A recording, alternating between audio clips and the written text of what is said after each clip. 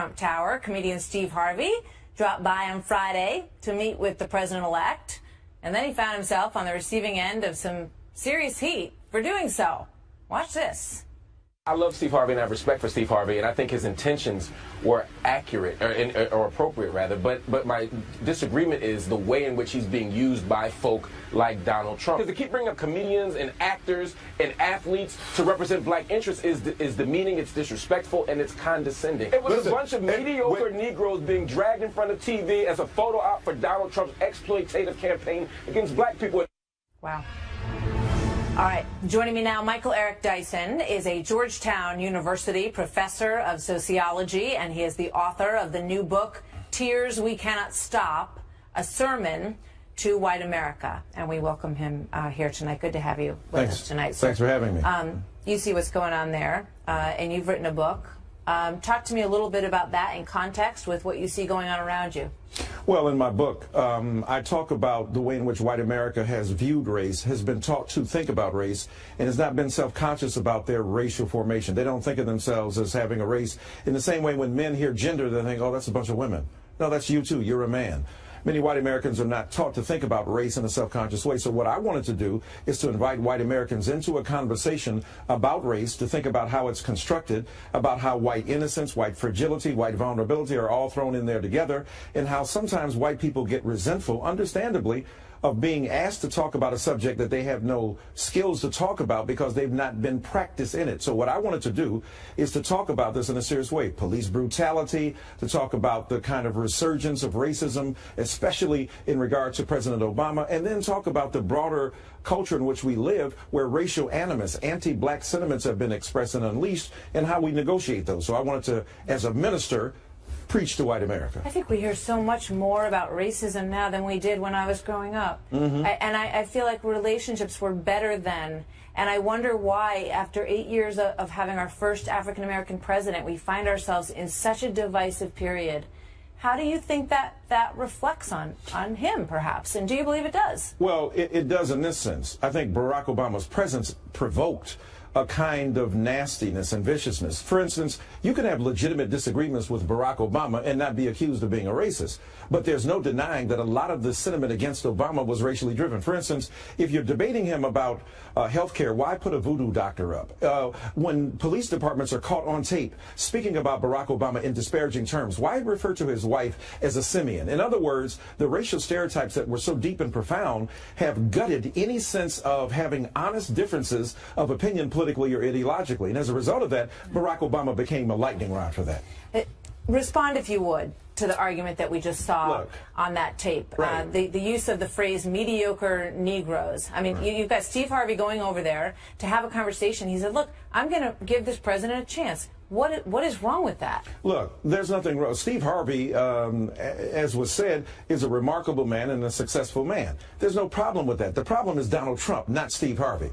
Look, if you want to have a conversation in white America, do you go to Miley Cyrus or Mitch McConnell? The point is that why do an end run around Mitch McConnell or John Boehner or Paul Ryan and speak to, say, I don't know, George Clooney? The point is that there are political representatives of African American culture. So you're saying Steve Harvey isn't the person for that conversation with President Donald Trump? I'm saying that if you're talking about serious issues of weight, value, and gravitas in black America, no, I don't think a comedian is the top of the list. But Leonardo DiCaprio can go talk about climate change with President Obama. And Angelina Jolie and Brad Pitt are perfectly suited to go to the White House. Policy. I think, look, Steve Harvey should have the right. But they did that all the time. They talked about policy at the White House. I love Steve Harvey, but I don't think Steve Harvey should be. But who are you to say that figures. Steve Harvey can't go have a conversation with Donald Trump? And if he does, he's going to be criticized for it. I'm saying, look, he can be criticized for it. You're saying he wasn't the right guy. I'm saying Steve Harvey is a friend of mine, and I love him. I'm saying Steve Harvey is not the person who was on the point, is the point man for discussing policy in black America. I'm saying there are many people who are practicing that, who deal with that every day, who have strategic advantages because they've been thinking about this. Steve Harvey is the attempt by Donald Trump to avoid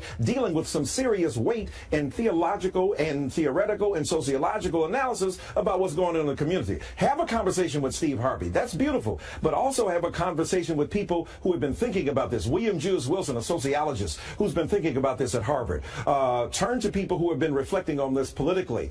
And when you do that, then you have both Steve Harvey, who has a right to go to the White House, and those who have expertise in gravitas. All right. Thank you very much for sharing your thoughts with us today, and we hope to see you again soon. Look forward to it. Mr. Dyson. So here with more, Ben Shapiro, editor-in-chief of DailyWire.com, with his thoughts on this controversy. Ben, good evening to you. You heard our conversation, and you heard the piece of sound there from Mark Lamont Hill talking about mediocre Negroes that he said were paraded, basically to check boxes for Donald Trump. What do you think? Well, I mean, I think, first of all, anybody who says that somebody's a mediocre Negro because they disagree politically makes you a less than mediocre person. I mean, it's really quite a disgusting thing to say. And I don't think it's intellectually honest for Professor Dyson to be talking about how they were just wanting someone with more expertise. Because I really doubt that if Donald Trump had invited Thomas Sowell, for example, or Jason Riley of the Wall Street Journal to come in and talk about housing policy, they would have been supremely happy either. What this really is about is there's a cadre of people on the left who get very insulted anytime a Republican reaches out to a prominent black person who doesn't immediately slap that hand away and say, listen, you guys are the bad guys, because too many folks on the left like to racially polarize in order to make hay politically, and that really is quite terrible. I mean, the fact is that if we're going to build a better country, we're going to need to reach across the aisle, not just on racial lines, but along political lines, and labeling everybody one way politically based on the color of their skin is the essence of racism. The idea that your race is inherently connected with your political thought is inherently racist, and the left refuses to acknowledge that, unfortunately. How do we, what can Donald Trump do to sort of start to bridge that divide? And do you have any hope that he can? Listen, I think Trump's actually doing the right thing on a lot of these things. I think that when Trump invites people like Steve Harvey, or when he invites Jim Brown, or when he invites any of the other people he's been inviting to talk, Martin Luther King III, is that somebody who lacks gravitas? And when he invites all of these people to Trump Tower to talk about this stuff, I think that he's actually attempting to reach out. Now, whether you think that's just PR or not doesn't really matter. The bottom line is, what would Trump do differently if he were actually reaching out as opposed to doing PR? I'm not sure he would be doing anything differently. And again, the idea that the left can object to celebrity involvement in politics, I didn't see them whining and crying when Meryl Streep was ripping Donald Trump up and down over the Golden Globes. I saw them celebrating her heroism for wearing a $12,000 ball gown in front of all of her friends. Ben Shapiro, thank you very much. Good to see you, Ben. Dramatic media declarations in the wake of the General Flynn ouster. A column in the New York Times put it on par with some of the most devastating attacks in our nation. Reading in part, quote, "We were attacked on December 7th, 1941. We were attacked on September 11th, 2001. And we were attacked on November 8th, 2016. Dan Rather added this: Watergate is the biggest political scandal of my lifetime, until maybe now. And finally this from Chuck Todd. One of what is arguably the biggest presidential scandal involving a foreign government since Iran-Contra. Take a breath. Hyperbole aside, folks, hunker down, because this is a Class 5 political hurricane that's hitting Washington. A Class 5 political hurricane. Ben Shapiro, editor-in-chief of thedailywire.com, and Richard Fowler, nationally syndicated radio host and Fox News contributor. Gentlemen, I hope you're hunkered down because this is big, big, big. Ben, what do you make of all that? I mean, everybody sounds like a used car salesman trying to hawk an old Chevy. I mean, wow, it's the level of outrage over something that we don't even know what happened yet. I mean, I'm still confused as to what Flynn did that was supposed to be the worst thing that ever happened since the biblical plagues. And between Thomas Friedman, who apparently has the brain power of an overused hairdryer, and Dan Rather, the godfather of modern media fake news, talking about how this is the greatest crisis that we've ever seen in modern political history. Again, what happened? It's a very simple. Like, should we know what happened before we start to freak out and lose our minds? Yeah, I mean, it's an excellent question, Richard. When you dig into the New York Times piece today, which started off declaring that there had been so much contact between the Trump campaign and Russia that it was just sort of it's so dramatic in the nature of it that they just had to dig and dig, and then it said, but we dug and dug, and so far we haven't found anything at all in terms of a nefarious connection. They may, but we don't know that yet. I mean, Martha, you're right. We don't know. We don't know that there is a crisis. I think the media is being a little rough on the Trumpster, but here's why. I think the reason why the media is being so rough on the Trumpster has everything to do with the fact that they've circled the wagon, that they haven't released any information.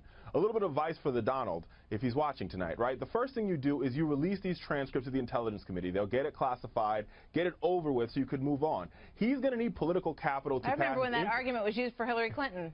Yeah, and it's the right argument. Just get it all out there. Right? Because remember, he's going to need political capital to roll out his infrastructure package. He's going to need political capital to roll out his tax reforms. And right now, 90% of Republicans like him. But if this drip, drip, drip continues, Martha, it could create doom for the Trump administration just 30 days in, or 27 days in. Put up these headlines that we have, because this story really broke a month ago. It was out there, intercepted Russian communication, part of inquiry into Trump associates. And that story back then, and a Washington Post story back then as well, said that they didn't find anything nefarious. They didn't find any connection between these communications and the election. They just found, that there was phone calls and there was contact that they were concerned about. We know Sally Yates brought that to the attention of the White House as well. And then I want to remind everyone of this moment with President Obama a while back. Watch this. This is my last election. Yeah. After my election, I have more flexibility. Yeah. I understand. I transmit this information to Vladimir. I understand. So after the election, we might be able to talk about that issue that's bothering you. Is that essentially what we think General Flynn may have said, Ben? I think that's basically the idea, the only difference being that President Obama was in the middle of an election cycle, and Flynn apparently said a lot of these things after the election cycle was over. It was like 3 weeks before he was appointed NSA. Richard, you're giving a lot of advice to Donald Trump, and I agree with a lot of the advice that you're suggesting for the Trump administration, but some advice for the media. Guys, if you want people to take you seriously, you have to stop setting your hair on fire and running into plate glass windows before you even know what the hell is going on. I mean, you are jumping on every rake in a 300-mile radius before you even let all the facts out. We can't take you seriously unless you lay out a series of facts that we can believe, instead of blowing up headline. Like the headline on that New York Times piece could easily have been, investigation shows no casual links between Trump campaign